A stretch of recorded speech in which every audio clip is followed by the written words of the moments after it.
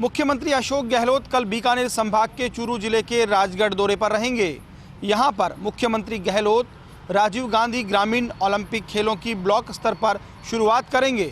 कार्यक्रम में राज्य क्रीड़ा परिषद के अध्यक्ष कृष्णा पूनिया, मुख्य खेल अधिकारी वीरेंद्र पूनिया सहित अन्य स्थानीय नेता मौजूद रहेंगे।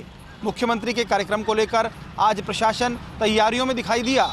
जिला कलेक्टर सिद्धार्थ सिहाग के साथ एसपी दिगंत आनंद और अन्य अधिकारियों ने मौके का जायजा लिया। तो वहीं राज्य क्रीड़ा परिषद के अध्यक्ष कृष्णा पूनिया भी सभा स्थल पर पहुंची और यहां पर तैयारियों को लेकर दिशा निर्देश दिए। मुख्यमंत्री अशोक गहलोत यहां कुछ योजनाओं का शुभारंभ भी करेंगे। नई योजनाओं का शिलान्यास और लोकार्पण का कार्यक्रम भी रखा जा रहा है। कुल मिलाकर कहा जा सकता है कि मुख्यमंत्री अशोक गहलोत राजीव गांधी ग्रामीण ओलंपिक खेलों को लेकर गंभीर हैं और ब्लॉक स्तर पर शुरुआत का जो कार्यक्रम है उसमें वो शिरकत करने कल राजगढ़ आ रहे हैं। आबू रोड के ब्रह्मा कुमारी में 4 दिवसीय वैश्विक शिखर सम्मेलन का आज विधिवत उद्घाटन हुआ। उद्घाटन सत्र में पूर्व सीजेआई रंजन गोगोई, केंद्रीय मंत्री मीनाक्षी लेखी समेत कई हस्तियों ने इस कार्यक्रम में शिरकत की। सिरोही जिले के आबू रोड के ब्रह्मा कुमारी संस्थान में 4 दिवसीय वैश्विक शिखर सम्मेलन का आज विधिवत उद्घाटन डायमंड हॉल में किया गया। कार्यक्रम के मुख्य अतिथि पूर्व चीफ जस्टिस रंजन गोगोई, केंद्रीय मंत्री मीनाक्षी लेखी, हरियाणा के मंत्री ओम प्रकाश यादव समेत देश भर की कई हस्तियों ने कार्यक्रम में शिरकत की, जहां संस्थान के लोगों ने अतिथियों का फूल माला से स्वागत सत्कार किया। वहीं दीप प्रज्वलित कर कार्यक्रम का विधिवत शुभारंभ किया गया।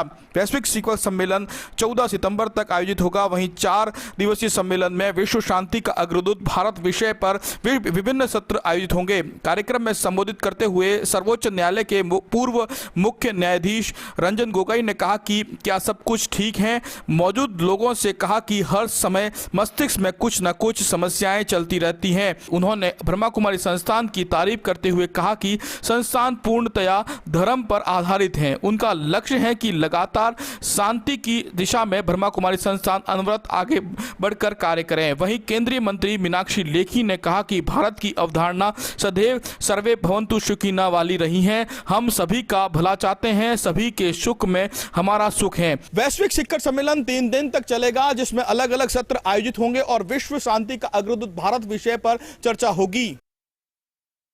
देश की सबसे प्रतिष्ठित माने जाने वाली इंजीनियरिंग परीक्षा जेईई एडवांस के नतीजे आज घोषित कर दिए गए। इसके साथ ही कोचिंग सिटी कोटा में इन नतीजों पर जमकर जश्न हुआ। कोटा के रिलायबल कोचिंग संस्थान के कोचिंग छात्र मयंक मोटवानी को इन परीक्षा परिणामों में अखिल भारतीय स्तर पर 5वीं रैंक हासिल हुई है। साथ में मयंक नॉर्थ इंडिया टॉपर भी है। मयंक ने फर्स्ट इंडिया से बात करते हुए कहा कि वो पहले IIT मुंबई से बीटेक करना चाहते हैं और बाद में क्लाइमेट चेंज पर देश के लिए काम करने की उनकी इच्छा है। रिलायबल कोचिंग संस्थान में मयंक की कामयाबी पर जमकर जश्न मनाया गया। तो वहीं कोटा के सबसे बड़े कोचिंग संस्थान एलन में भी इन परिणामों पर जमकर जश्न हुआ।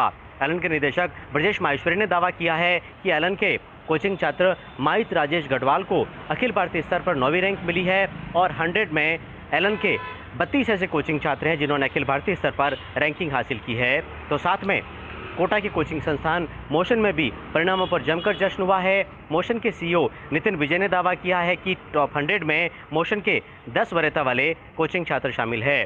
मोशन के दिव्यांश मालू को 11वीं रैंक हासिल हुई है। बहरहाल अब इन परिणामों के बाद कुल मिलाकर के देश के 23 शीर्ष IIT संस्थानों के अलावा कुल मिलाकर के 16,598 सीटों पर दाखिले होंगे। फिलहाल जो काउंसलिंग जारी की गई है उसमें 40,000 से भी अधिक विद्यार्थियों को काउंसलिंग में बुलाया गया है और सोमवार से काउंसलिंग शुरू भी हो जाएगी। भरतपुर शहर के जगीना गेट पर 4 सितंबर को भाजपा नेता कृपाल सिंह जगीना की हत्या करने के मुख्य आरोपी कुलदीप और विजयपाल सहित 3 साथियों को भरतपुर पुलिस ने महाराष्ट्र के कोल्हापुर से किया गिरफ्तार। भाजपा नेता कृपाल सिंह जगीना हत्याकांड में फरार चल रहे 5 आरोपियों को महाराष्ट्र के कोल्हापुर से उस समय दबोच लिया। यह सभी आरोपी ऐशो आराम की जिंदगी काटने के लिए गोवा जा रहे थे।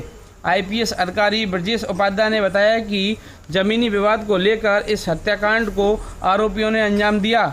शहर के शीशर तराए काली बगीची के पास स्थित एक भूखंड को लेकर मृतक भाजपा नेता कृपाल सिंह जगीना और मुख्य आरोपी कुलदीप के बीच विवाद चल रहा था और इसी विवाद के चलते कुलदीप ने अपने साथियों के साथ मिलकर कृपाल की गोलियों से भूनकर हत्या कर दी। वहीं इस मामले में आरोपियों की गाड़ी को वापस लाते समय गाड़ी पलट गई, जिसमें पुलिस के 2 जवान घायल हो गए।